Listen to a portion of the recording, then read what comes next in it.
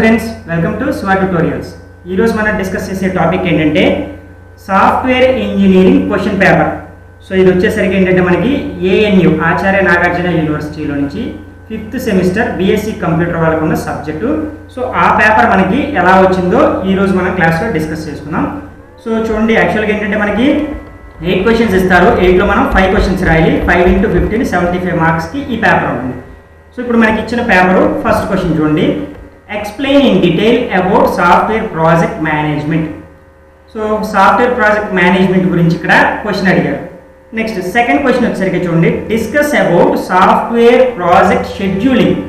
So ఈ రెండు questions మనకి ఫస్ట్ యూనిట్ నుంచి వచ్చాయి. సో ఈ సాఫ్ట్వేర్ ఇంజనీరింగ్లో మనం ఏంటంటే ఇంపార్టెంట్ క్వశ్చన్స్ లిస్ట్ ఆల్రెడీ చేశాను. ఆ లిస్ట్లో నుంచే మ్యాక్సిమం ఇక్కడ మనకి 7 క్వశ్చన్స్ వచ్చాయి. సో క్లియర్గా అబ్జర్వ్ చేయండి. నెక్స్ట్ సెకండ్ క్వశ్చన్ వచ్చేసరికి చూడండి, explain about software requirement analysis. ఇది వచ్చేసరికి మనకి సెకండ్ యూనిట్లో క్వశ్చన్. ఓకేనా. నెక్స్ట్ అదేవిధంగా చూడండి third question, define and differentiate architectural and procedural design.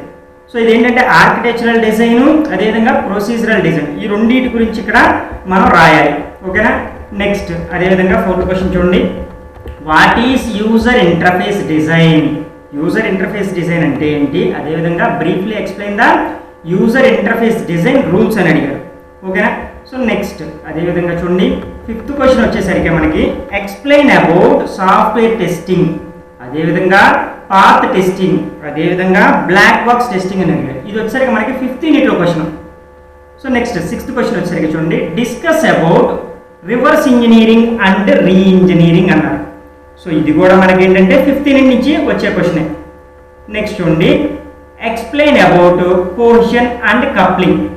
So ఇక్కడ ఏంటంటే మనకి చూడండి కింద last 8th question, explain in detail about the case tools. 8th question, 6th question, అదేవిధంగా 5th క్వశ్చన్, ఈ 3 క్వశ్చన్స్ మనకి ఏంటంటే 5th యూనిట్ నుంచే వచ్చేసాయి. ఓకేనా. సో నెక్స్ట్ వచ్చేసరికి ఇక్కడ చూడండి 7th క్వశ్చన్ వచ్చేసరికి మనకి ఏమి ఇచ్చాడంటే explain about cohesion and coupling అని అడిగారు. సో మ్యాక్సిమం నేను ఆల్రెడీ ఇంపార్టెంట్ లిస్ట్ ఇచ్చాను. ఆ లిస్ట్లో నుంచే 8th question, 7th question, 6th question, అదేవిధంగా 5th క్వశ్చను, నెక్స్ట్ ఇంకా మీరు చూసినట్టయితే చూడండి 4th క్వశ్చను, నెక్స్ట్ అదేవిధంగా సెకండ్ క్వశ్చన్, మ్యాక్సిమం 6 క్వశ్చన్స్ నేను ఇచ్చిన ఇంపార్టెంట్ లిస్ట్లో నుంచే క్వశ్చన్స్ వచ్చేసాయి. సో ఇది ఈరోజు మన టాపిక్. సో ఇంకా మన ఛానల్ని ఎవరైనా సబ్స్క్రైబ్ చేసుకోకపోతే సబ్స్క్రైబ్ చేసుకోండి. Thank you.